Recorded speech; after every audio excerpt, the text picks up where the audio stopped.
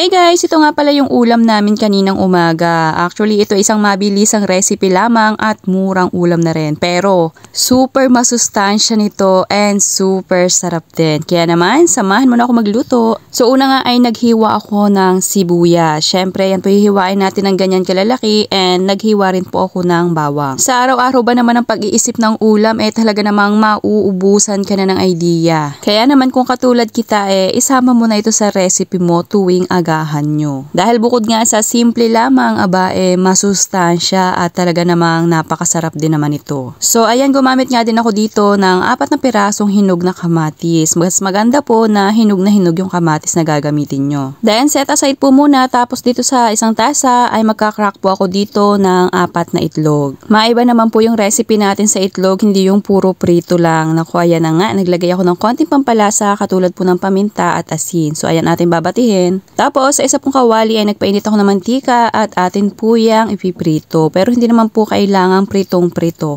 Actually po, itong pritong itlog napakasarap na ulam na din naman. Pero ngayong araw nga po ay lalagyan natin siya ng twist para mas lalong masarap and syempre mas mapapadami po natin itong ating itlog.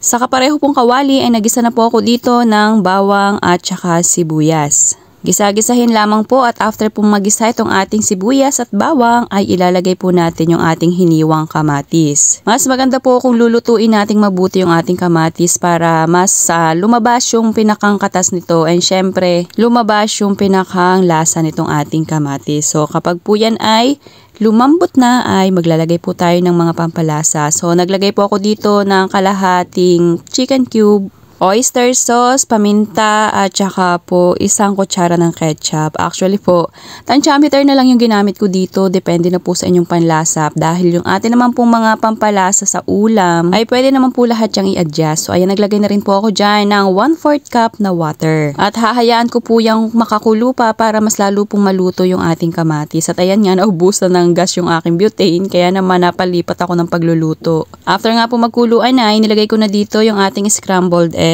Sandali na lamang po yan at yan po pwede nyo nang hanguin. Pero yan po hinayaan ko na lamang ng mga ilang segundo lang para lang po manood yung ating mga pampalasa or yung ating mga sangkap. And syempre, naglagay na rin po ako dyan ng spring onion. At ayan na, ready to serve na po itong ating murang ulam pero masarap at masustansya.